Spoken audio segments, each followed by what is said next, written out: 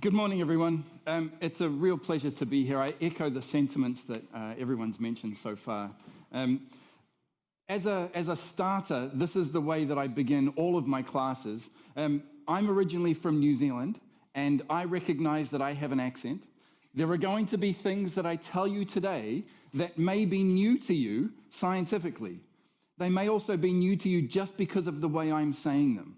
So if you have a question at any stage, to ask for clarification, I always offer when I'm back in the States to put on an American accent to make it clearer. But if there are things that you need clarification on, please, this is a class. Let's treat it as such. Ask your questions, okay? So I'm going to talk today about yielding from a rheological perspective.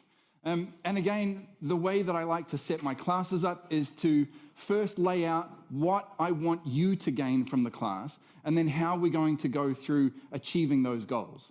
So I would say that the most important thing is to really just familiarize you with some of the important rheological aspects of yielding. And if I add in a second aim to this, I'm also the editor-in-chief of Rheologica Acta, the journal of the European Rheological Society. And so I have another goal here, which is to get you all into a position where you can interpret the literature to the point where you see common arguments and common fallacies, and you can argue your way through the modern interpretations of yielding. So we're going to start off with asking the question, what is yielding and why is it important? It's always good to establish what we're talking about. Then I want to talk about the historical development of some of the rheological models, because this is really the way in which we've been informed, and that our thinking then interacts with our experimentation and the physics that we then gain from the experiments that we do.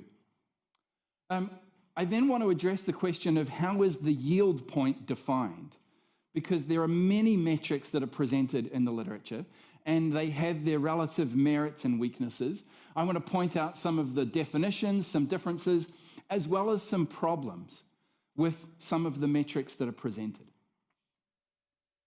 On the way, we're going to end up talking about dimensionless groups. This is a real engineering concept of distilling the physics down to the key parameters that tell us what physical properties are important in a particular process.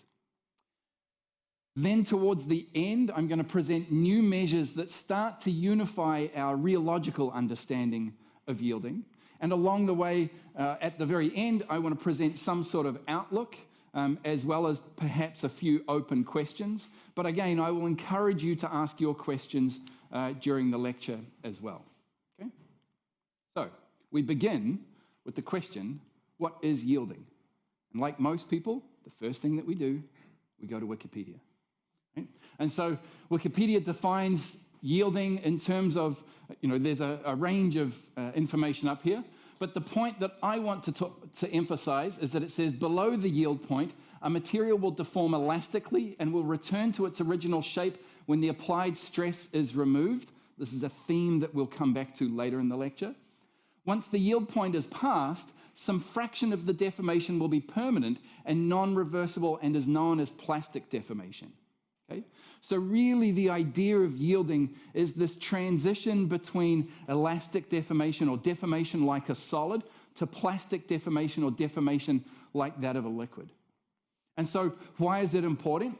Well, yielding is seen in many processes in industry, the environment, and biology. And a lot of those processes involve rapid and strong deformations that change the material characteristics from that of a solid to that of a liquid. And I'll spend just a few minutes going over a few examples. So pastes for screen printing, these are required to act like a solid so that they stay on the substrate. But as you're pulling the drawbar across, you want the material to fluidize so that it goes through the screen and ends up printing. Right? This is used in IC circuitry. And so a lot of the modern IC circuit revolution has happened because of the ability of these materials to act as yield stress fluids. Personal care products is a huge one that we come across.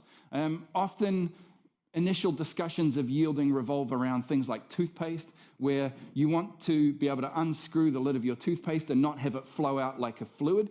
But with medium pressure, you can then apply it to your toothbrush and then it resolidifies. So you've yielded it, it flows, and then it unyields and turns back into a solid so that it sits on your toothbrush. So cosmetic companies spend millions of dollars a year trying to understand how to engineer yield stresses into their consumer products. Foods are similar. There are a number of foods that you can imagine carving and demonstrating shape retention, but also when you start to eat them, you want that pleasant sensation of yielding the material in your mouth, and you know the difference immediately between good foods and bad foods because of their rheology. Your mouth is one of the most sensitive rheometers that you will ever use. Many biological materials, including some snail mucuses, are yield stress fluids as well. These then allow animals and other biological processes to sort of just follow their natural process, as well as many, many industrial materials. Recently, you would see a lot of interest in yield stress fluids due to what has been called 3D printing. Mostly it's direct ink writing, where it's effectively just extrusion, but when you're 3D printing it, you call it direct ink writing, where you force a material out of a nozzle. And in this case, you then need the material to act as a solid when it's loaded into the barrel, but with some sort of pressure, you need to be able to make it flow. And then you want the material to unyield again so that you can then build three-dimensional structures. And this graph comes from a recent review in the Journal of Applied Physics, where we look at the number of papers as well as the number of citations as a function of year for direct ink writing. And so you can see this exponential growth in the interest of direct ink writing. And again, I will caution you that in the literature for direct ink writing, there are many common misconceptions that continue to be propagated, and there are some really good ideas that are coming forward as well. And as researchers, it's our goal to distill the important from the less important, I will say. So in this case, yielding can be enforced by either application of stress or strain. So it depends on how your printer works. You might have something like a screw where you're enforcing a deformation. You're making sure that the material moves in a constant displacement, in which case you would say that this is a strain-based process. And so in that case, we care about the strain-related yielding at the nozzle and then some resolidification. It actually took me until I was putting this talk together to realize that the material that's being printed here is a thumbs up. Anyway, I thought this was kind of funny. It took me too long to realize that. Then we have things where you might have some sort of piston process where you've got this could either be force-directed or strain-related again, in which case you will then care either about the stress-controlled yielding or the strain-controlled yielding, or you have some sort of pneumatic process where compressed air applies a constant force, and again, that then leads to a force-induced yielding.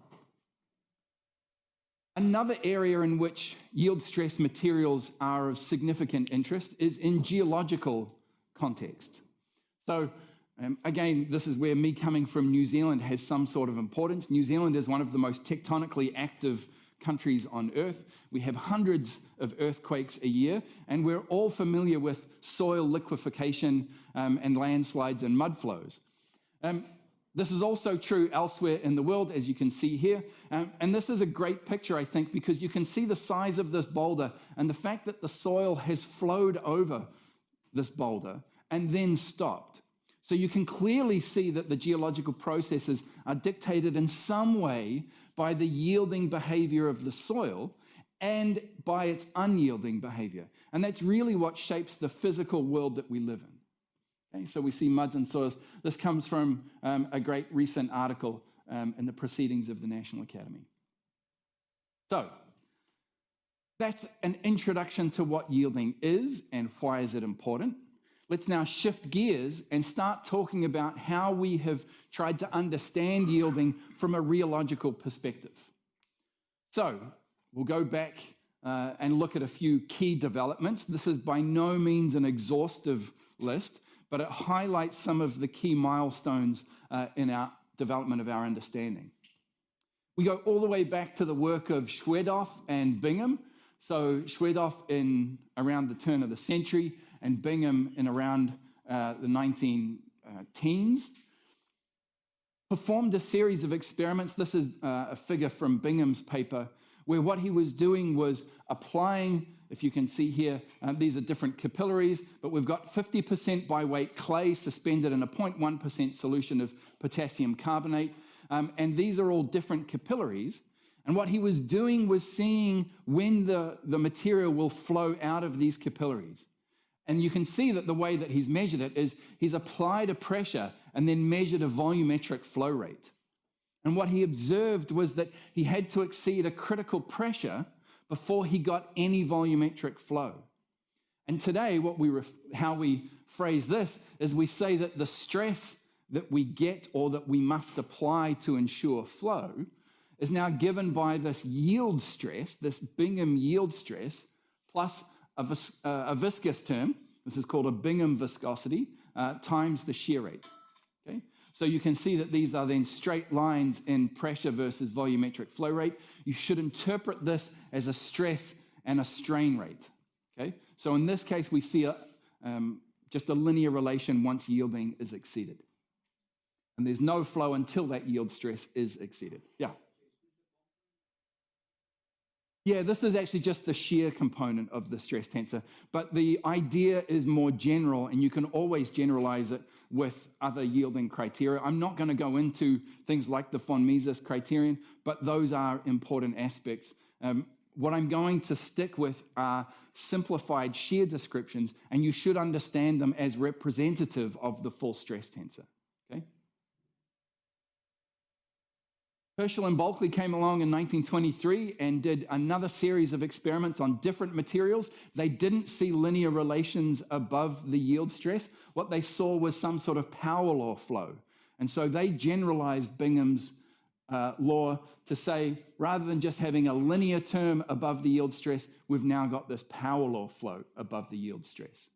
And Casson in 59 had this other expression. This is typically now used in blood flow, where you have the square root of the stress, or the shear component of the stress tensor, equaling the square root of the yield stress plus the square root of now some flow term. Okay? So you can see a common theme throughout all of these. They don't address what happens below the yield stress, and so the assumption is that the materials are completely rigid below the yield stress. They only deal with the steady flowing case. There's no transience in any of these expressions. And they all describe the stress as a sum of some yield stress term and a flow rule. So you can see that these are the flow rules over here. Mechanical engineers may also add in some hardening rule, like a kinematic hardening or an isotropic hardening rule, where they shift the yield surface according to some rules. Those can also be added in, but the same comments still hold. You've then just got the stress being the sum of a yield stress, a flow rule, and some hardening rule. Okay? I want to point out a really important aspect of these common descriptions of steady state, right? Because our stress being the sum of these two terms, if we then ask what's the viscosity of the system, the viscosity is defined as the ratio of the stress and the strain rate. Right? And so if we then just follow through, we've got the ratio of the stress and the strain rate. I'm taking the Bingham law here, but it could be Herschel and Bulkley, it could be Casson, it doesn't matter.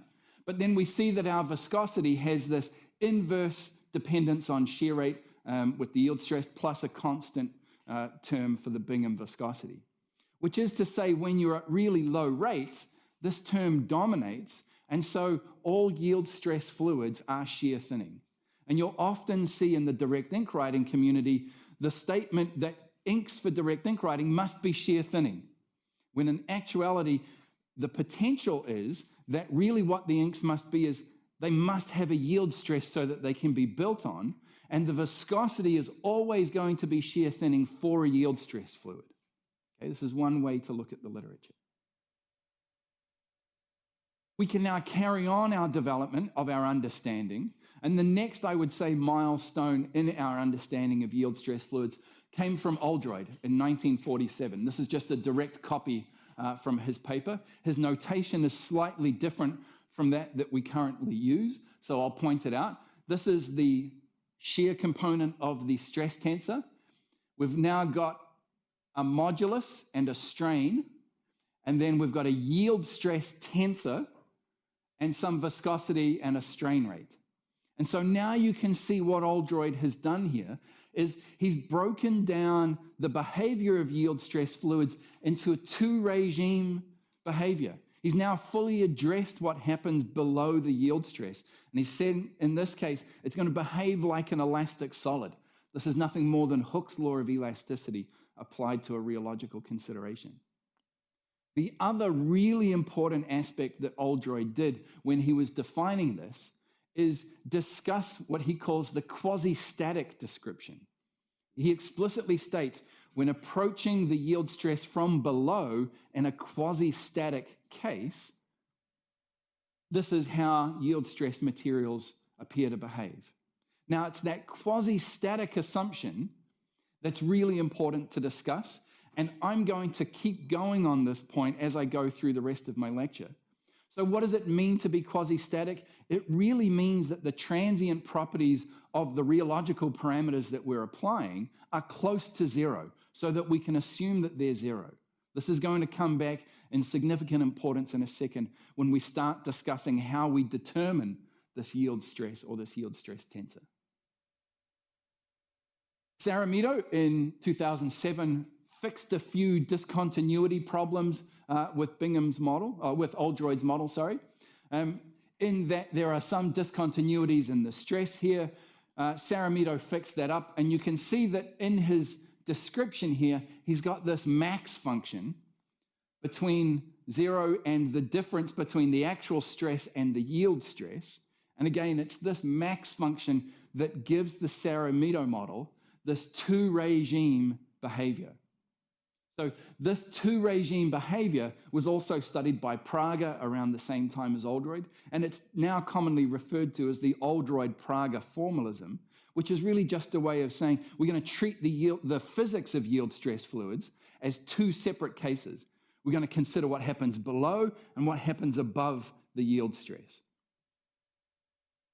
So again, it's viscoelastic below the yield stress. This is a mechanical analog of the Saramito model, where this is a frictional element. This is a viscous dashpot, another viscous dashpot, and an elastic modulus here. And so until that yield stress is exceeded, this behaves like a Kelvin-Voigt viscoelastic solid. Once that yield stress is exceeded, this behaves like an Aldroid viscoelastic material. I'm also going to include, in a rather sort of cheeky way, some work of my own with a student of mine from a few years ago, where we discovered this continuous law of a description of viscoplastic materials. And so this is now a single continuous equation that unifies the physics below and above the yield stress. Later in the lecture, I'll show you how we derive this. It's really derived from experiments, and so we were led to this. In this case, we've got a rate-dependent relaxation time. That's how yielding is accounted for in this model, and you can see that if the shear rate is 0, then this term blows up, our relaxation time goes to infinity. At high rates, then the relaxation time becomes finite, and then we get full relaxation.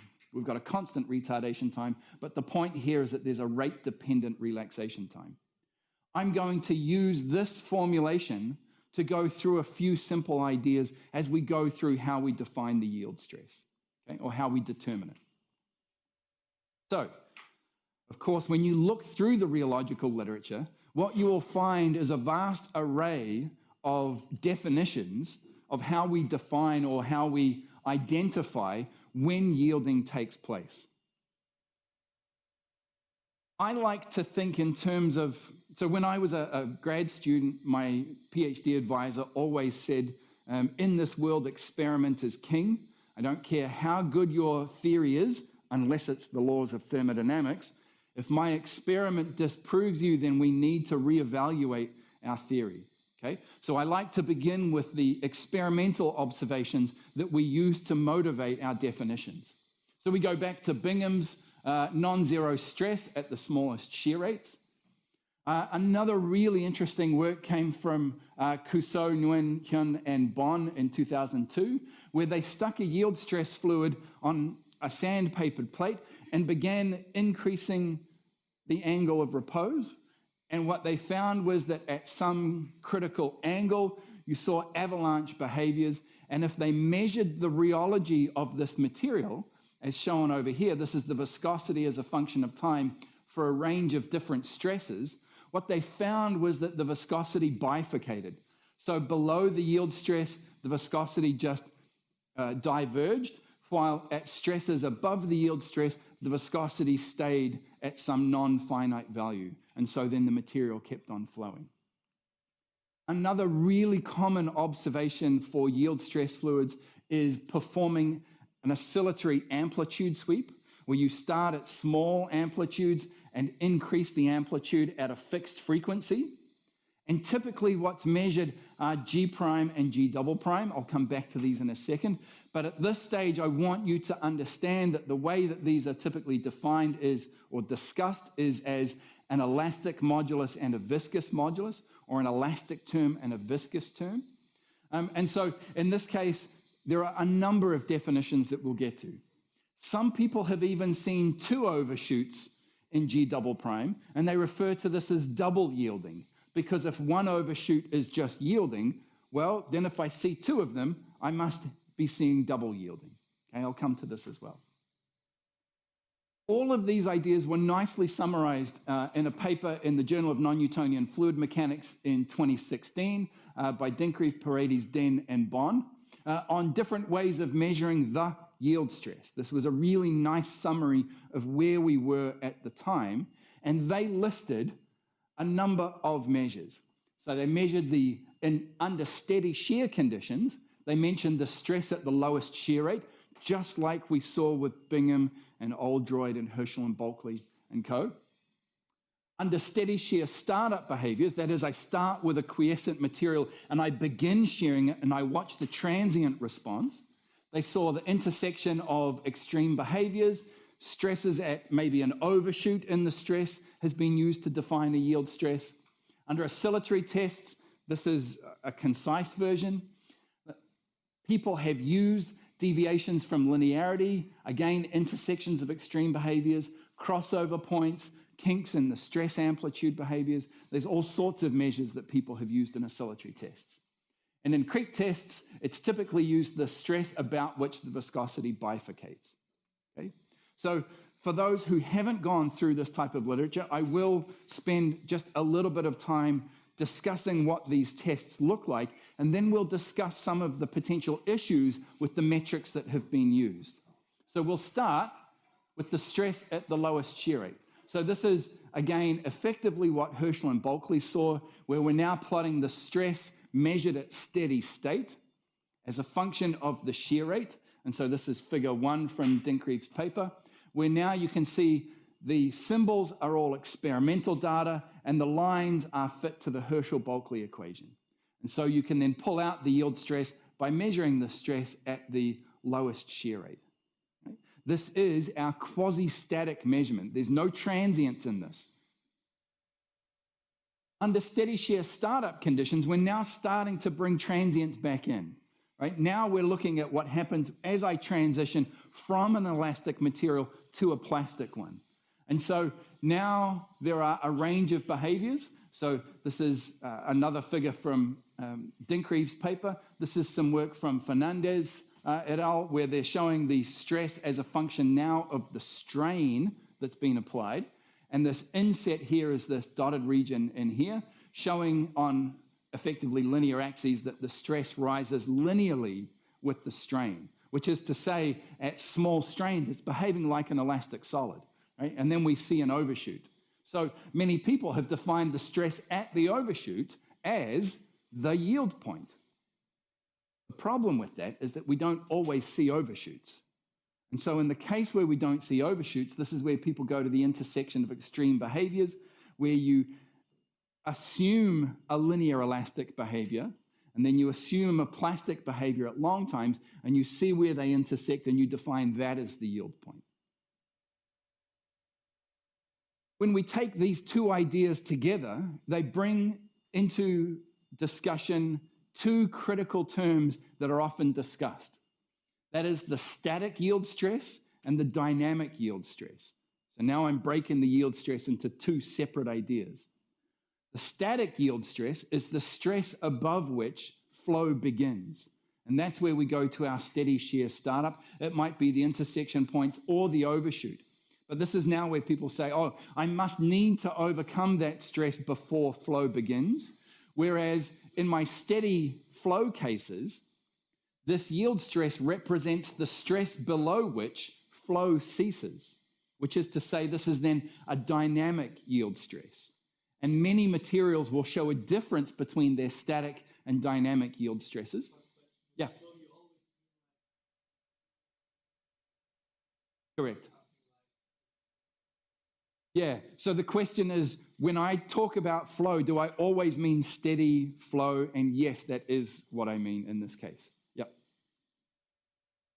So then we can differentiate between when we start to flow and when we begin to flow based on the stress response to the strains or the strain rates that we're applying. In terms of oscillatory tests, here is a common amplitude sweep taken for a well-studied polymeric microgel or hydrogel. In this case, there are many, many measures. Again, I'm showing G prime in the solid symbols, G double prime in the open symbols. And some of the measures that are used, some people will say, I'm going to refer to where I see 5% deviation from linearity. I'm going to say that's the yield point because now I've gone nonlinear. The underlying assumption here is that the only nonlinear behavior that could be exhibited is yielding.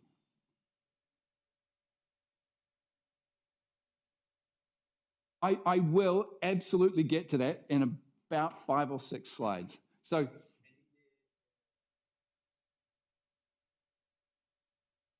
so this is then just the value of G prime and G double prime. Yeah. So the way that these are commonly interpreted is an elastic modulus and a viscous modulus.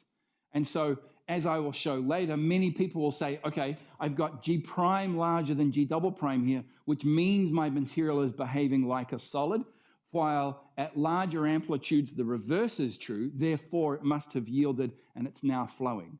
And now my only concern is where I define the yield point. And you see, this is where we come back to Aldroid's comment, where he said, when I approach the yield stress quasi-statically from below, I have a well-defined yield criterion. That thinking has propagated through all of our understanding of transient experiments, where we seek to define a yield point. And that was one of the major points of the Dinkreef paper, is really to say we can define all of these different points, which, if any, are real. I could also take the limiting behaviors and just draw lines and see where they intersect. And I can then call that point the yield point. Equally, I could say, well, where did G prime and G double prime cross? Because that must be where I've gone from solid-like or elastic-dominated processes to liquid-like or viscous-dominated processes. So I'll call that the yield point. And so there are many other measures, and I'll come back to exactly what these mean in a second, because that's a fantastic question. Then we go back to creep tests. So again, in a creep test, I have my material at rest initially, and I impose a constant stress, and then I measure the resulting strain or strain rate. And then I can do things like plot the viscosity, the stress over the strain rate. Again, this is the Cousseau et al. Work where they showed this avalanche behavior. And this was one of my favorite figures from that paper, this is the total length of the run out of their avalanche. So as they tilted this clay sample ever higher, they eventually saw avalanches, and then they measured how long the runoff is. This is very much a civil engineering type problem. I want to know how far away from danger my town at the bottom of the Alps is. And I want to know where the mud is going to go. I want to know where the avalanche is going to go. These were their measurements, and this dashed line is what you would expect if the material followed the Herschel-Bulkley law. So not only do we see drastic differences in the transients and the steady state, we see opposite trends. So we're not even getting that the trends of the physics right. And then if we go back to some more data presented by Dinkereeve and co., you can see the viscosity bifurcation points. And then typically what you would do is you'd find the point about which it bifurcates and you say, that must be my yield stress. Again, there's a transient nature in all of these experiments, and we're looking for a single yield point. And so the point that I want to make here is that we often violate Aldroid's quasi-static assumption. This idea that we have a single well-defined yield point was really only defined in the quasi-static case. And yet we like that concept so much that we apply it to the non-static case and we apply it to all of our transient tests. And I'm going to posit that that's gotten us into a bit of trouble.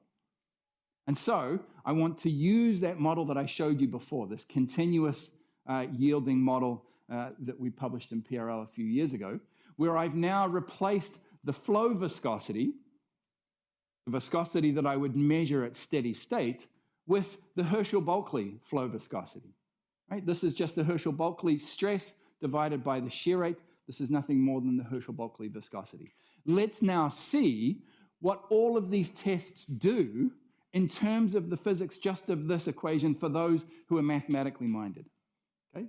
So the point here is that we've got a stress rate and a strain double rate. So this is the derivative of the strain rate. If the strain rate is changing, this term is non-zero.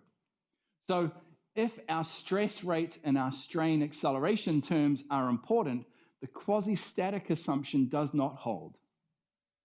And so yielding then becomes more difficult to determine because of the transience of the underlying constitutive relation. So let's go through some of these tests. We'll start with the steady shear case, which does adhere to our quasi-static assumption. And so in this case, the stress rate is zero and the strain acceleration is zero. So the rate isn't changing, or the strain rate isn't changing, the stress isn't changing. Both of those terms are zero. We can cancel them out, and what we end up with is simply the Herschel-Bulkley expression. Right? So below this stress, we don't have any stable flow at long times. This is great. This then adheres to this quasi-static assumption. We now go to the steady shear startup case. Well, now I'm applying a constant strain rate, but my stress is changing in time. So I can't cancel this term out anymore.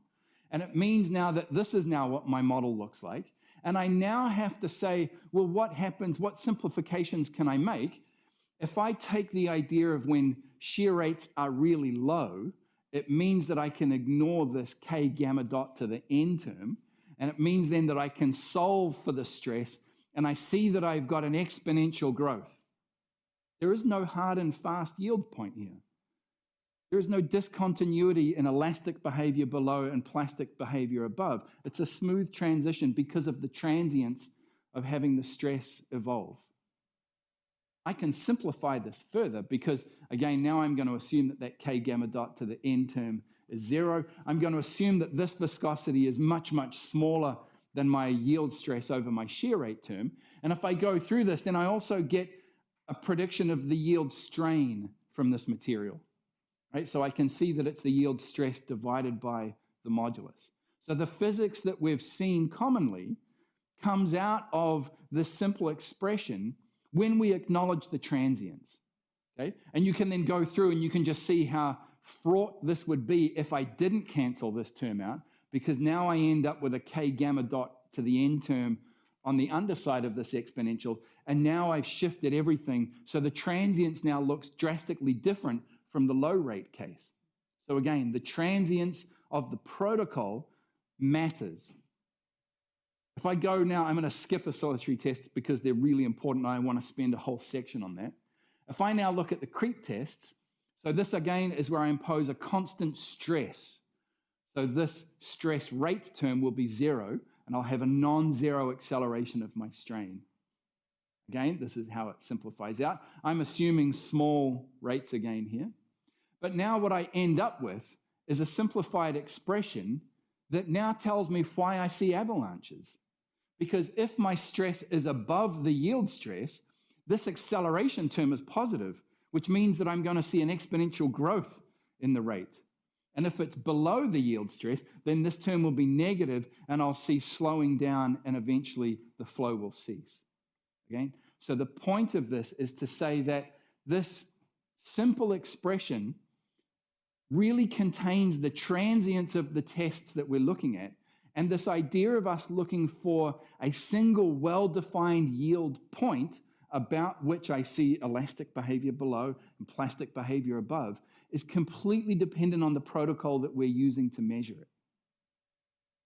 So again, we get the avalanche behavior that was observed. In oscillatory tests, again, just to fit that into the rest of the conversation, there are no non-zero terms here. I can't cancel the rate because I'm constantly oscillating, and I can't cancel out the strain acceleration term, again, because I'm constantly changing. Everything is changing in time. There are no simplifications that I can make here. I'm about as far away from the quasi-static case as I can be in a rheological sense. And so all of the terms in that constitutive relation play a role, which makes the determination of yielding slightly difficult. Okay? So the point of that discussion is to say that the kinematics of the experiment can mask or even alter the apparent yield point. You saw that that model had a single yield stress, but predicted a range of behaviors that we see experimentally, that people have said, oh, this is the yield point. No, this is the yield point. This is a different yield point. We actually get all of that by just taking into account the transience of the protocol. Now we come back to this idea of oscillatory amplitude sweeps, right? Because these are very common in terms of usage to define or to determine what the yield stress or yield metrics are. And so now we come back to what we mean by the dynamic moduli. So when I talk about the dynamic moduli, these are often called the storage and loss moduli because they physically represent the average amount of energy stored and the average amount of energy dissipated per unit volume per cycle. However, in many rheological texts, this is the introduction that you would see. I impose a sinusoidal strain of some amplitude and angular frequency, and I measure a stress that is itself sinusoidal. This would be for linear viscoelasticity.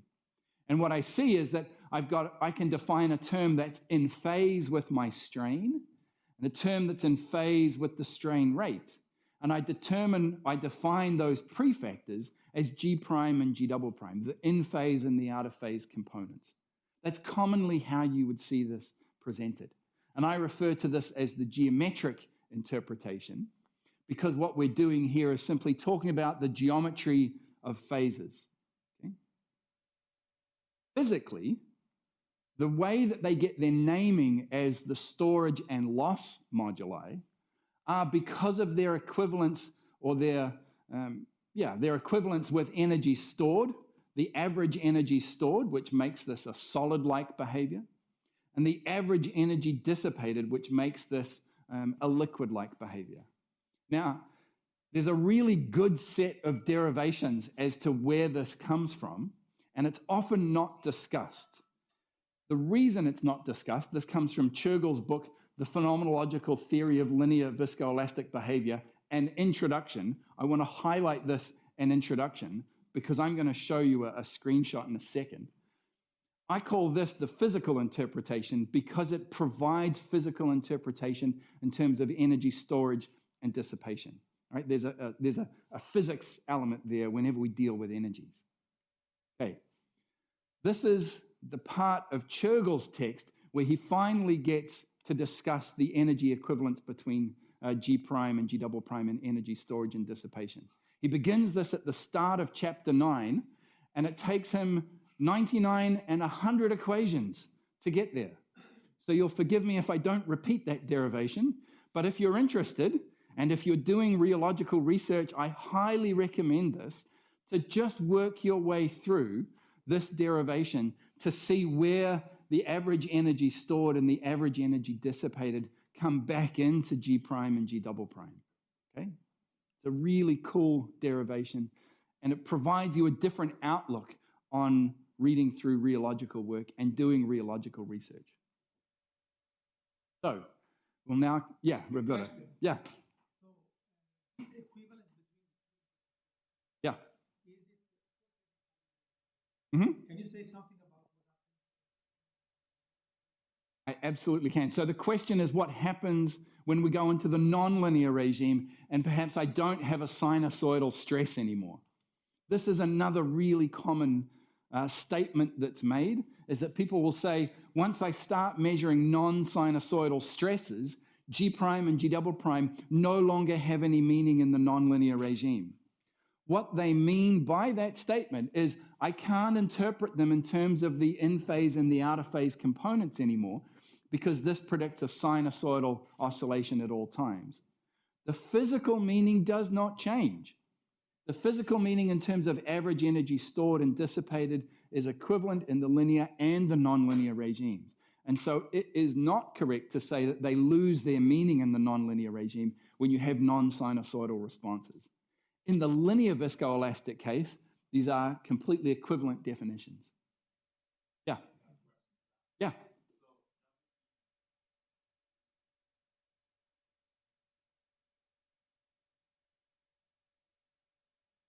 Absolutely we can. Yes, and I will show you how. Yeah, yep. That's a great question. That question actually is the root of maybe the last part of the talk, of the lecture, answering that exact question. Because when you go through Churgill's derivation, there's nothing that says that it has to look like this in particular. So we'll see how we get there. Yep. Again, 100 equations just to get there. So let's now go to some of the common, or at least one of the common measures that we see in the rheological research, because many people know that G prime and G double prime are related to energy storage and dissipation. And so we'll say at small amplitudes, there's more energy being stored, so it's solid-like, and at large amplitudes, there's more energy being dissipated, so it's liquid-like. So I'll define the yielding point as the point where they swap magnitudes. Okay? So again, we've got energy stored at large and energy dissipated at small amplitudes. And at the transition, sometimes we see an overshoot. Sometimes the overshoot will be smooth like this. Sometimes it'll be more abrupt. Sometimes there won't be an overshoot and they'll just swap over smoothly. This has been studied. This was actually called the Payne effect in filled polymer systems. So in the composite polymer literature, it's referred to as the Payne effect from Payne's work in 1962. It's also been referred to as a type 3 behavior by Hyun and co-workers, where they defined different shapes of these amplitude sweep behaviors. Okay? But this interpretation is problematic, because when we start to think about how we learn rheology, we start by learning linear viscoelastic theory, and we start with a couple of simple viscoelastic models. And in fact, what we find from that is that there are two different ways that we can dissipate energy, rheologically speaking. I can do it somewhat elastically. This is going to be slightly confusing language. The limits of my language are the limits of my understanding. The fact that we don't have good language here tells you how poorly we understand this at the moment. We'll get there, I'm sure we will, once we agree on a consistent set of language, but for now you'll have to forgive me for the somewhat clumsy language that I'm going to be using. So we talk about energy associated with the rate at which elastic strain is acquired. So this is a Kelvin-Voigt model. This is a viscoelastic solid. But because I've got this viscous dash pot in here, I'm dissipating energy. We know that this is a viscoelastic solid. And in fact, Ferry referred to this type of behavior as a change in conformation of a polymer. If I have a polymer in solution and it's just sort of floating around and I pull on its ends, I've got to do work against the surrounding molecules to push them out of the way. The center of mass doesn't move, but I've got to extend the polymer through the solvent molecule, so I dissipate energy via heat. And if I then let it go, it'll come back into some equilibrium configuration. It won't be the same as it was before, but it'll look like its equilibrium configuration. And as it does so, it dissipates more energy, pushing more solvent molecules out of the way. It's exactly what's represented by this Kelvin-Voigt viscoelastic solid. Then we often start in rheology with discussion of the Maxwell model, which is the simplest viscoelastic liquid. And so you can think of this as being associated with the rate at which viscous strain is acquired, like a center of mass motion. If I now start to extend my polymer, but I'm advecting it through a solvent, I'm now moving solvent molecules out of the way. And if I then let it go, some of the strain will be recovered, but some of the strain won't be, right? And so the difference between these, this is a viscoelastic solid and this is a viscoelastic liquid, and yet they both dissipate energy. The distinction between how we determine the differences between solids and liquids, therefore, cannot be in the amount of energy dissipated. And I would put forward that if we go back to the definition of yielding that I showed you, at least from Wikipedia to begin with, the difference between a viscoelastic solid and a viscoelastic liquid is what happens to the strain. If we strain a Kelvin-Voigt model and then let it go at some time later on, it'll simply recover all of the strain that was applied. If I strain a Maxwell model, I will acquire some strain unrecoverably and it'll flow like a fluid. And so this is now where we take a little diversion through dimensionless groups and a way forward by looking back. Okay? We come back to that definition. Below the yield point, a material will deform elastically. There is nothing said about the stress here other than what we think about it as elastic, so we think of it in terms of Hooke's law, and will return to its original shape when the applied stress is removed. Exactly the experiment that I just gave you, the thought experiment of letting it go. It'll all recover. Once the yield point is passed, some fraction of the deformation will be permanent and non-reversible and is known as plastic deformation. This is now typically referred to as unrecoverable strain in the rheological literature. And in fact, if we go back through the history of rheological literature, we can go back to Weissenberg's science paper in 1947, and this is how he talked about it. So he said, we start with a material in a ground state. I just love it when rheologists start talking in physical terms. Right? In a ground state, that is a state in which every portion is at rest and free from external forces. We then impose some mechanical action and thereby bring the material into the particular energized state, the phenomena of which we want to investigate. Finally, to complete the cycle, we suddenly release all external forces and allow the material to drift back to some ground state, which may or may not be the one from which it started. We can now define as a characteristic parameter of the energized state considered and of the phenomena produced therein, the recoverable strain. That is the amount of strain recovered after the release of forces. Weissenberg was talking about this in terms of how much of the strain is acquired recoverably or elastically, and how much of the strain was acquired unrecoverably. This was one of the ideas of one of the founders of rheology. Marcus Rina, another luminary in the field of rheology, he went even further. He said the deformation of a body is produced by loads, he called them P's, which together with the reactions from supports and the body forces constitute the external forces. When the forces are removed, part of the deformation will always be recovered. This part is elastic and is called strain. For those of you who have already learned some rheology, you'll see a distinction between what Rina is talking about and our modern interpretation. We now talk about strain just as a normalized deformation. Rina was saying only the recoverable part of the deformation should be called strain. From this definition, it follows that we cannot determine the strain from a loading diagram in which the total deformation is recorded, but can upon unloading when we see how much deformation is recovered. The recovery from deformation is a manifestation of the property of elasticity. Accordingly, all strain is elastic.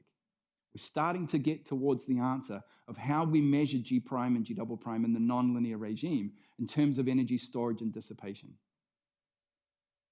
Even at the time, though, his colleagues thought he was a little weird. Right? Aldroid stated, he restricts the term strain to mean what other authors would call recoverable strain, so that it is in general only a part of the deformation of a body. And from there, no more was said. We stuck with strain as the total deformation. James Lindsay White in his in his definition of the recoverable strain, of the Weissenberg number, he said the Weissenberg number is seen to represent physically the amount of recoverable strain in the fluid. Right? So you're seeing this thread weaving through some of these giants in our field. Pipkin, in his lectures on viscoelasticity, we interpret the characteristic shear amplitude A as the relaxation time times the shear rate, or the Weissenberg number, the amount of shear in one relaxation time, since only the part of the deformation that the fluid can remember is relevant. All of these people are talking about how recoverable strain is the most important aspect. And in fact, a part that I didn't tell you is that early on in Churgill's derivation of the energetic contributions of G prime and G double prime, he explicitly states, we assume that energy is stored elastically so that it's only associated with the recoverable part of the deformation. So, this then leads us to this idea of what we've started to call recovery rheology, which is a way of thinking about rheological problems that's based on what can be measured and perhaps iterative recovery tests. We're starting to get closer and closer to how we determine G prime and G double prime in the nonlinear regime. So, as all of these people have said, strain is a composite parameter. Strain is not the atom of rheology. This atom can be split, and it can be measurably split. We know how to measure recovery tests. We apply zero stress. And in fact, to address the earlier question, I should be very careful with my language here. We don't apply zero stress when we do recovery tests. We're still constraining the material typically between some geometry. These are therefore constrained recovery tests, where we allow zero shear stress and we measure the recoverable shear strain. It's very difficult to do a complete recovery test where you have no stresses applied. If our strain is composite, then so too must the strain rate. I must therefore have two rates, the rate at which I acquire strain recoverably and the rate at which I acquire it unrecoverably. This is pointing towards solutions, right? And this then goes back to Ferry's ideas of talking about these types of terms. He thought about a change in the conformation as a recoverable process, because if I let this go, equilibrium or entropy would say that it would return to some equilibrium configuration. Whereas a center of mass motion, I've now got to dissipate energy, I've got to move solvent out of the way, I've got to have unrecoverable processes. If I let this go, there's no restoring force to take me back. And so, if we now return to this idea of oscillatory shearing, I'm referring to this as large amplitude oscillatory shearing. So yield stress fluids change from being viscoelastic solids to viscoelastic fluids when that critical stress is exceeded. Again, I've just highlighted a few of the metrics that people would use to determine the yield stress, including here the stress amplitude as a function of the strain amplitude. For this particular set of data, this is on Carbopol 980 at 1%. This has been called an ideal yield stress fluid by some. We're not going to argue about the ideality of this material. I would simply say it's a commonly studied yield stress fluid. And if we take these metrics and we report the measure of the yield strain that people have used in the literature, we get a yield strain between 0.5% and 130%, and a yield stress between 2.5 Pascal and 110 Pascal. If we gave you directions on how to get here with this uncertainty, we'd never find each other. This is all happening at a fixed frequency too. So the time scale of the oscillation is the same across this amplitude sweep. And so this raises the question of, well, what about the Debra number? Well, what is the Debra number? Again, we go back to work of Rina. This is where I love the history of science, because this particular introduction of the Debra number came in an after-dinner speech that Rina gave to a rheology conference, and then his after-dinner speech was published in Physics Today in 1964. I'm glad we don't do that today. But what Rina was saying is, he said, we may therefore well define as a non-dimensional number the Debra number as the time of relaxation over the time of observation. The difference between solids and fluids is then defined by the magnitude of the Debra number. That is, if the Debra number is high, we have solid-like behavior. If the Debra number is low, we have liquid-like behavior, because it means that the time of observation is much longer than the time of relaxation. So that would then be low Debra number fluid flow. And this is something that many people know. If he carries on and he says, it therefore appears that the Debra number is destined to become the fundamental number of rheology, bringing solids and fluids under a common concept and leaving Heraclitus's Pantarei as a special case for infinite time of observation or infinitely small time of relaxation. Right? So he's saying that this Debra number is really what distinguishes solids and liquids. And when we talk about yielding, we're talking about a transition between solid-like behavior and liquid-like behavior. Rina finishes with, in every problem of rheology, make sure that you use the right Debra number. So, a reasonable question to ask is, are we using the right Debra number? Because commonly, it's widely accepted that the Debra number for oscillatory shearing is defined as the product of the relaxation time that I measure in the linear regime of the material and the angular frequency, because the inverse of the angular frequency is the period of the observation. Right? So 1 over the frequency is the time scale of observation. And so, if we take this readily accepted definition and then look at our amplitude sweep, this is measured at fixed frequency. So that would mean the Debra number is fixed, because I have my single relaxation time and my single frequency, so the Debra number is fixed. But we think of this as showing yielding. We think of this as being a viscoelastic solid at small amplitudes and a viscoelastic liquid at large amplitudes, which means that our conception of the Debra number is flawed. We need to address how the Debra number can change during an amplitude sweep. So I asked the question, are we using the right Debra number? And of course, this is a leading question. I just told you I think the answer is no, and this is where we're going. Right? Here is some evidence that we take from published work. Right? So this is now the transient Laus response, the large amplitude oscillatory shear response of a yield stress fluid. I'm plotting the stress that I measure transiently against the transient strain that's being applied. And over here, I'm showing the amplitude sweep, G prime and G double prime, for 2 different ages of the material. The point that I want to make here is that part of the response corresponds to a straight line in stress versus strain space. If I have a straight line in stress versus strain space, then that means I've got a linear elastic material. And if I just translate this line across, you can see that all of these parts of the response look as if they're elastic. And in fact, the slope of this line is plotted here. So at small amplitudes, the measure of G prime that I measure is the same as the slope of the stress versus strain. It's an elastic material.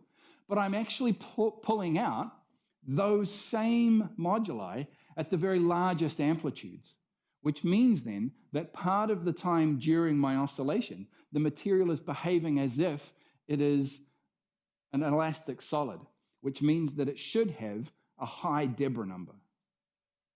Equally, once I've gone past this interpreted yield point, you can see that there's actually, if I just go back, you'll see that there's a little overshoot here.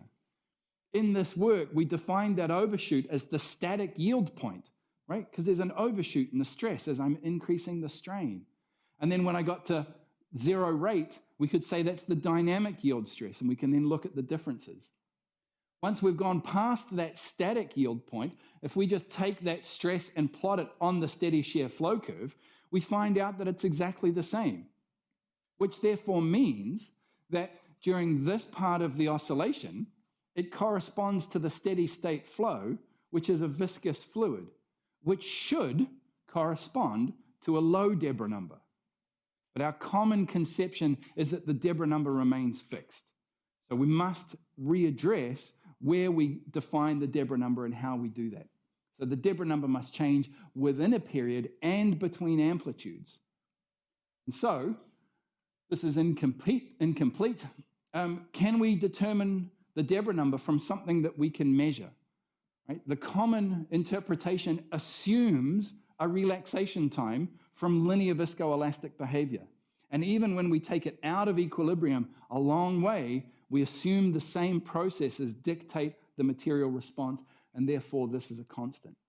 So can we actually measure the Debra number rather than interpret the Debra number? And I'm going to go in terms of recovery rheology. We'll go back to these ideas that the recoverable part of the deformation is elastic, the unrecoverable part is viscous. Right? And so if I just plot the stress against the strain or the strain rate for an elastic solid, I see a straight line in stress versus strain space. This is just an elastic solid. This is Hooke's law. Right? F equals kx, or in this case, sigma equals g times gamma. But the point that I'm making here is that actually in an elastic solid, all of the strain is recoverable. So I can then just plot the stress against the recoverable strain rate, and that's where I see some of the strain being acquired recoverably. And if we plot the stress against the unrecoverable strain rate, none of the strain in an elastic material is unrecoverable, so this just sits on the vertical axis here. And now you can see where we're going, because if we now plot the unrecoverable rate against the recoverable rate, we see that for an elastic solid, it's always recoverable, right? We've now removed the stress from this equation, or from this way of looking at it. We're just looking at it in terms of the kinematics. How is the strain being acquired? In an elastic solid, it's always on the solid-like or recoverable axis. Conversely, for a Newtonian fluid, it always acquires strain unrecoverably. That is, if you start to deform a fluid and then you stop it, there is no recoil, there is no recovery. It just stays fixed. And therefore, all of the strain is unrecoverable. And now you can see the way that we're going to determine yielding, because yielding is a transition from recoverable behavior to unrecoverable behavior. And when we go back and we measure the recoverable and the unrecoverable parts for this Carbopol 980, this commonly studied yield stress fluid, we see that in part of the oscillation, we've got almost purely recoverable strain being acquired. And then it transitions. And so I'm just highlighting where we are over here. Again, this is the part where we would measure a straight line on stress versus strain space, right? This is purely elastic, as determined by the way that strain is being acquired. And if we go through the oscillation, we can then measure the transients of yielding. We'll go back to Aldroid's quasi-static assumption. He said if we approach the yield point from below in a quasi-static sense, there is effectively an instantaneous change. That idea has permeated the literature since then, but yielding is a transient phenomenon. It must take a finite amount of time to take place, and in these types of measurements, we can do that. We can map what's going on during the yielding process. And then we can see once it's yielded, it flows plastically. It's almost purely unrecoverable strain being acquired now. And now here's the cool part of this way of looking at the kinematics, is that we can also measure the unyielding process and see that it's different from the yielding process. The physics of the Aldroid model and of the Saramito model and of Bingham and Herschel-Bulkley and Casson, it's all time independent, right? It's reversible. It's symmetric in time. Yielding and unyielding happen in the same way, whereas what we see experimentally is that they look very different. So now we can start to ask further questions about what's happening there. And again, without providing the derivation, it does come in this Journal of Rheology paper. We can define a transient Debra number in terms of things that we can measure. We define it in terms of a ratio of recoverable properties and unrecoverable properties.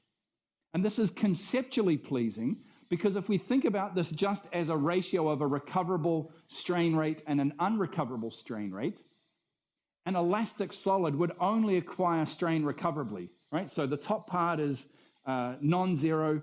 The bottom part, the unrecoverable, would be 0. Therefore, this is an infinite Debra number. That's the definition of a solid. The converse is where we acquire strain only unrecoverably.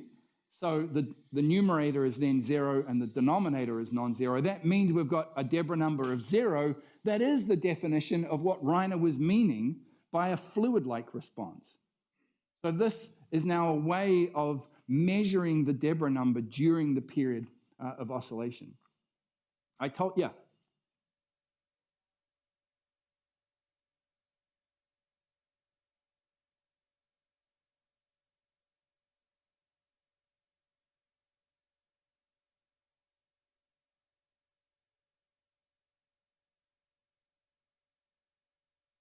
Oh, that's a fantastic question. Can you give me like 5 or 6 slides? Because the answer is there.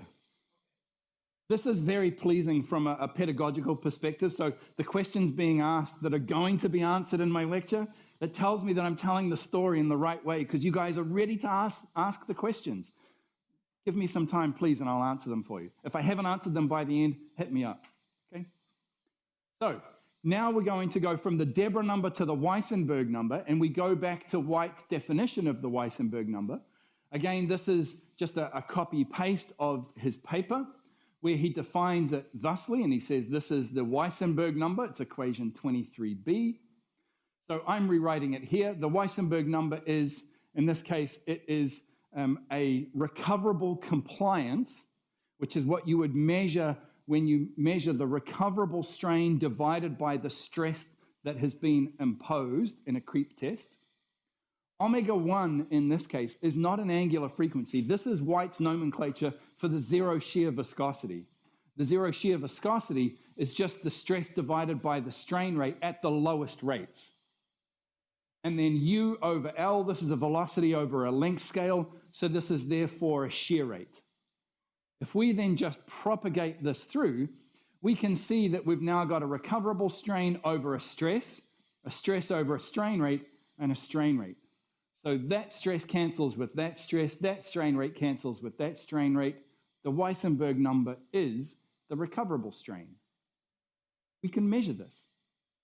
This is the point here, that by doing these recovery tests, which I will get to in a sec, the Weissenberg number is the recoverable strain. Or if you want to interpret the Weissenberg number as is common in the literature, which is that it is a relaxation time times the shear rate, then this simply means from a recovery rheology perspective that our relaxation time is the recoverable strain over the unrecoverable rate. We no longer have to assume that the relaxation processes that we measure in the linear regime are consistent in the nonlinear regime when we're taking things out of equilibrium. We can measure them this way. And again, I'll show you the specifics of how we make a measurement in a sec. So this is now, I hope, the answer to your question. All right, so I call these new experiments, although they're not new, they're just uncommon at the moment. They're changing how we think of amplitude sweeps and yielding. And so this is the idea. The idea is what we call recovery rheology, but it's really just an iterative way of measuring recoverable and unrecoverable strains. What we know how to do, typically when we're learning rheology, we learn a bunch of protocols. One of them is creep and recovery, where in the creep and recovery test, we impose a constant stress and we watch the deformation. And then at some time later, we remove the stress and we watch how much of the strain recovers. The concept behind recovery rheology is no different. Whenever we want to know the recoverable strain, we go to a zero stress state, although I should be careful, it's the zero shear stress case. This is a constrained recovery test. And then we measure how much of the strain is recoverable. Right, so in this case, we're using our Anton Pass 702. We apply our oscillations. This can be small amplitude or large amplitude. It can be any protocol that you like, as long as your material has repeatable behavior. We'll get to steady state. And at the point that we want to know how much of the strain is recoverable, we go to zero stress and we watch the strain recover. We then start our oscillation again, and we go to a slightly later time in the oscillation, and then we let go and we see how much of the strain recovers. We then build up this protocol iteratively, where in this case we're performing 40 different experiments in one amplitude, or around 32 points per half period. We want to make sure we get a bit of overlap at either side of the halfway point. And if you need to, then this is an experimental aspect. You use roughened geometries if your material is going to slip. Now, slip is a whole story unto itself. I'm just going to say if you see slip, use roughened geometries to make this measurement. What we then do is we do exactly the same thing, but in the opposite direction. So if I'm imposing initially gamma naught sine omega t, in the next set of experiments, once I've done my 40 points, I will apply minus gamma naught sine omega t. The reason for this is that I can then average between the two and get rid of any drift artifacts that my instrument may have. Okay? I don't want to assume that my instrument is perfect. I will measure its imperfections and I will account for them. Does this answer your question about how we measure these things? Cool. I actually have a series of protocols that we use to make these measurements as part of the tutorials that we're going to be offering Tuesday, Wednesday, Thursday. The plan was that I would show you how to run these experiments and I would give you the protocols so that you can run them yourselves. Okay? Do you have a question? This is a fantastic question. No, we're imposing a strain. But then when we want to know the recoverable component, then we switch to a stress-controlled state. This is why we have to use our MCR rheometers, because does anybody want to know the answer as to why this is? This is a technical point.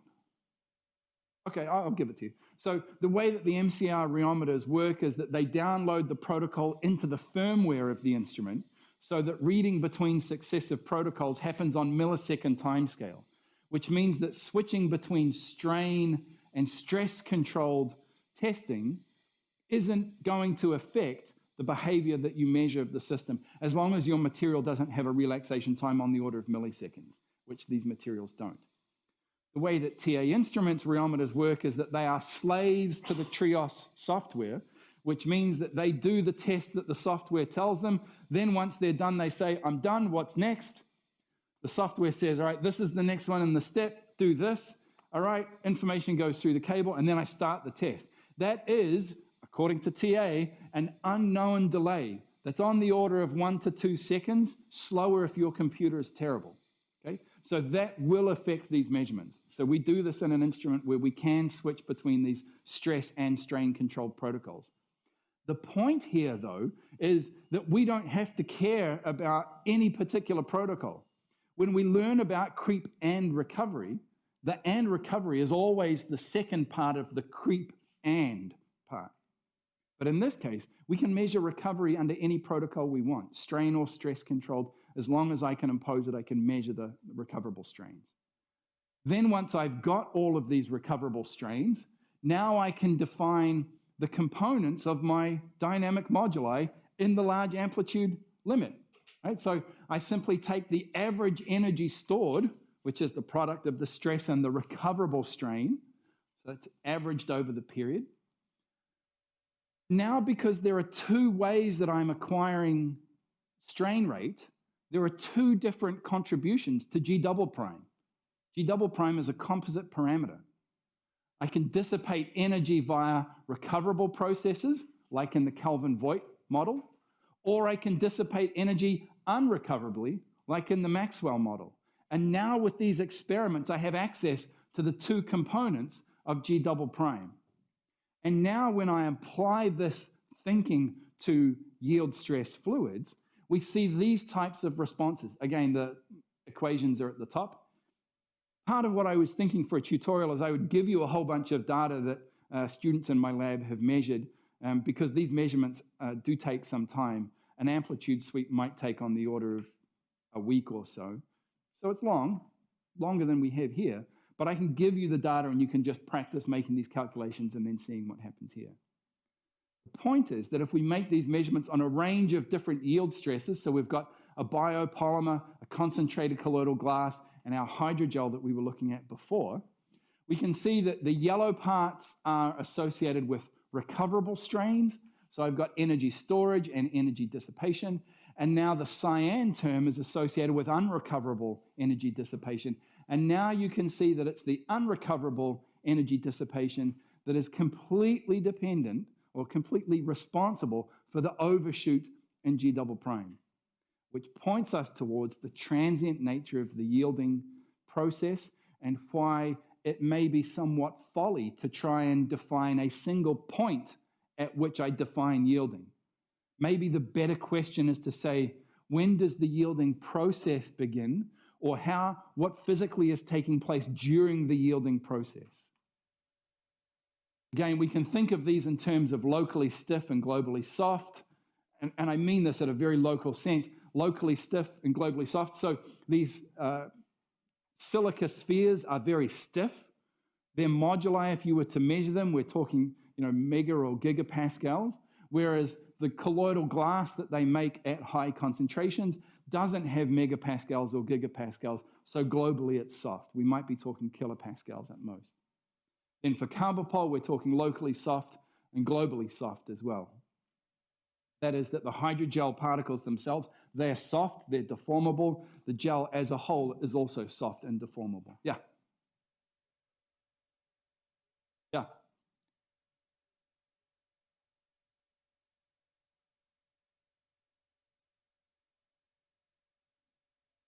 Yeah.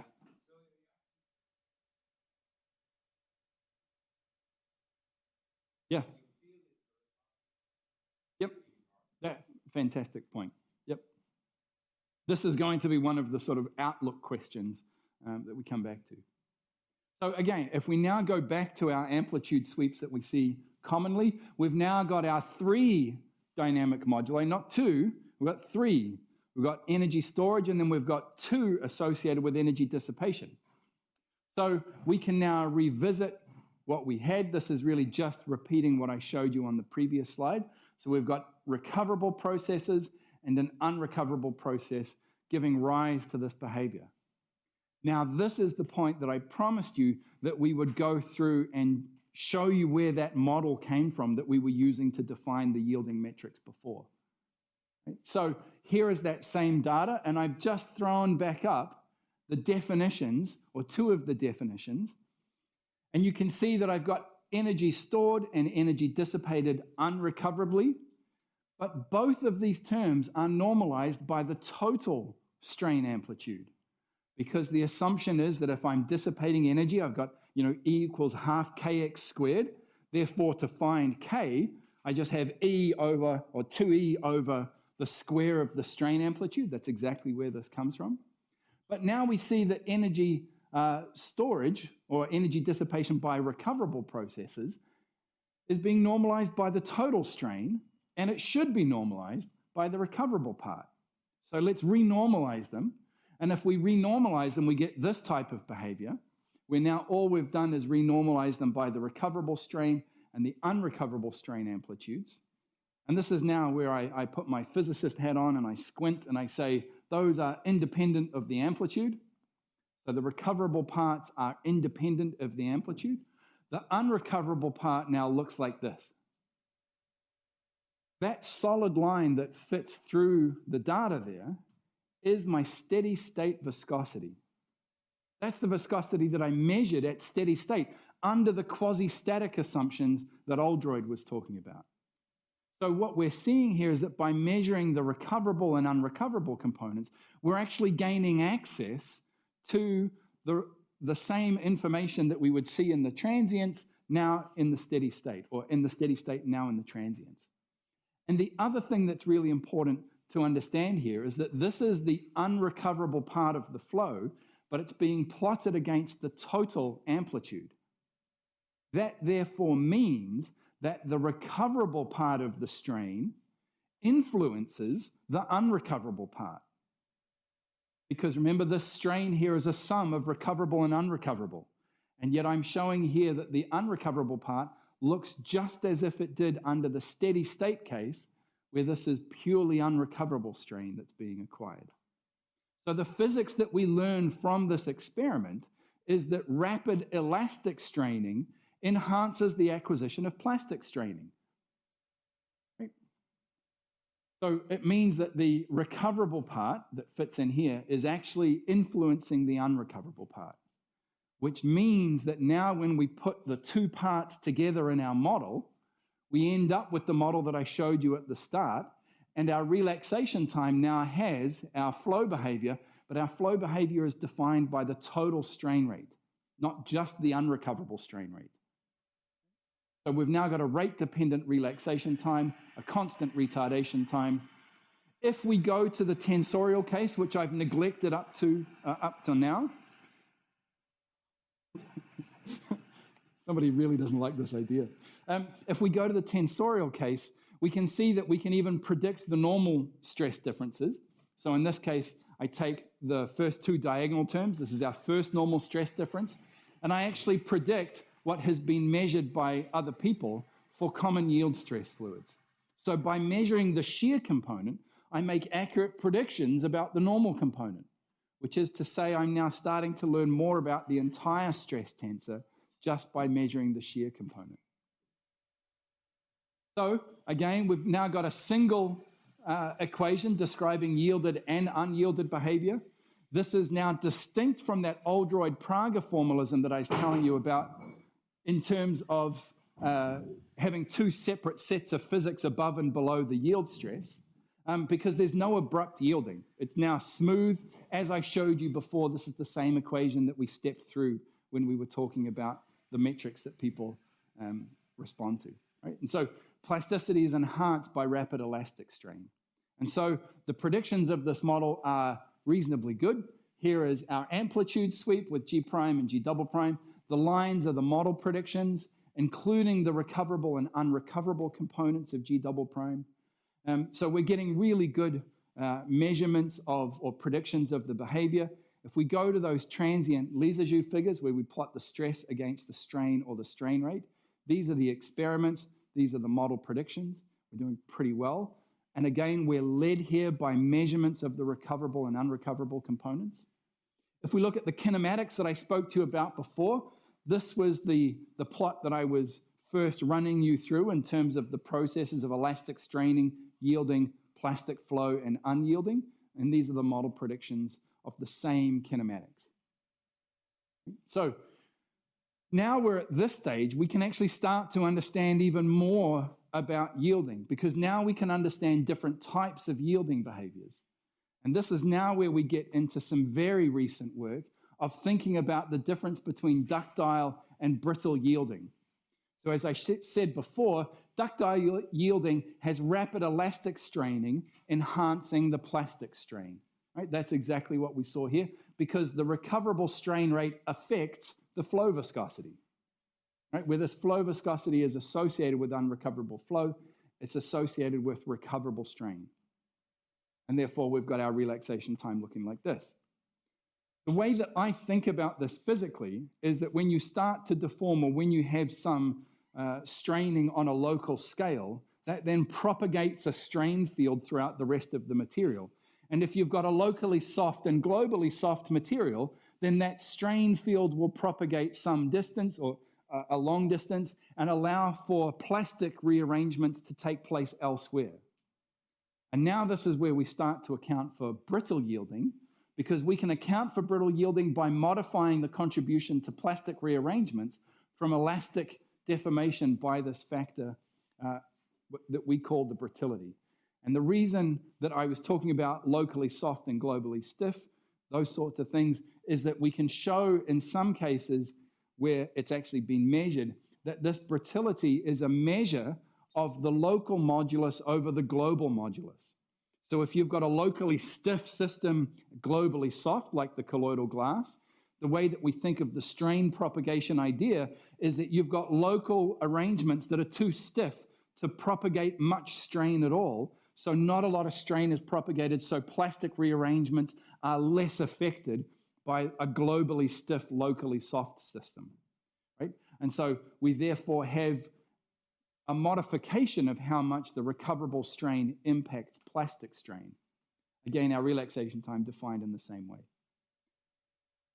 How this does is that if we have this brittility of 1, this was when we were still calling it BR, this was what we showed for the carbopole, right? This was the case that I showed you before. If we increase the amount of brittility, we can see that the material yields more abruptly.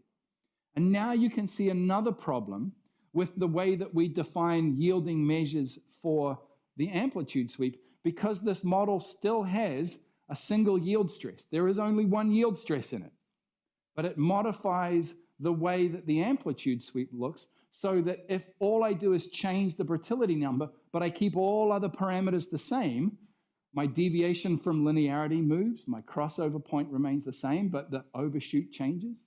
Right? So now I've got a more abrupt yielding process, and if I make the brittility even larger, I get an even more abrupt change.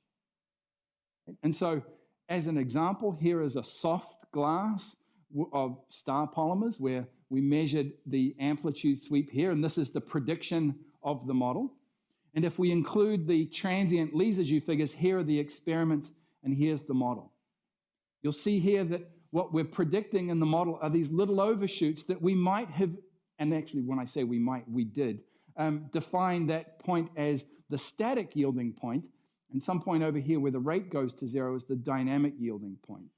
What we're showing with this model is that with one single yield stress, but with different kinematics, you get all of the behaviors that have been commonly seen and associated with different behaviors. Right.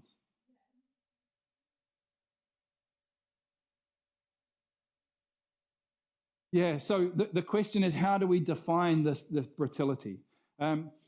When available, what we do is we measure, or is we take measurements that are on a local scale, like an AFM measurement, and then you get an AFM measurement of the local modulus, and you can then divide that by the global modulus that you would measure in a linear viscoelastic measurement, and that therefore gives you this brittility number, ideally. The literature is not so kind with this. There was one data set that we found that was really good for this. Otherwise, at the moment, we've been using it as a fitting parameter.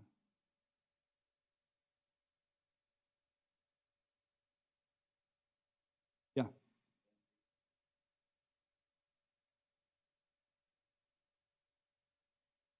That's a fantastic question. I will point to the fact that this was published this year. This is a fantastic question and an open question. This is the point of this lecture, is to bring us up to where we are with the current thinking and leave questions unanswered. This is not the final statement on rheological yielding. This is where we are up to now. We can then go through and have a look at these same parameters for a range of materials. Here's our Ludox again. Here was this amplitude sweep that I showed you before. So we're not doing too badly. There are differences that you can see between the model predictions and the experiments, but overall the shapes, the qualitative behavior is all consistent. Now, is there more that we can learn from this? Absolutely. But at the moment, this is a step in the right direction, I would say. So what about double yielding? I said that if we see one overshoot, people have known that that's associated with yielding. Well, what if I see two overshoots? That must be double yielding, right? So this has been reported a lot. This is work from Chinedum Osuji's group. This is work from Matt Helgeson and Norm Wagner. Sorry, this doesn't show up so well. The G double prime in open triangles here has two very well-defined peaks. A lot of work has been done by George Pedakidis and his students. This was with Nikos Kamakis. And a lot of review by Yogesh Joshi and co-workers. This is a reasonably nice review of this idea. So if we now apply the ideas of recovery rheology to these double yielding processes, what we see is that the two humps actually come from different processes. So if we measure these two overshoots, we might say, oh, that's double yielding. But when we do the recovery tests, as I showed you before in this iterative manner, we see that this first overshoot, this actually comes from recoverable processes. This isn't yielding. This is a solid-like behavior. This is a change in the elastic nature of the material. The first non-linearity to arise here is not yielding. It's a non-linear elastic process. And then the second overshoot, that is associated with unrecoverable acquisition of strain. The second peak is yielding. And we see it for multiple materials. Right? So we see the first peak is recoverable, the second peak is unrecoverable. So double yielding is perhaps a misnomer. Perhaps it should be called nonlinear elastic yielding rather than linear elastic yielding, as we saw in the base case.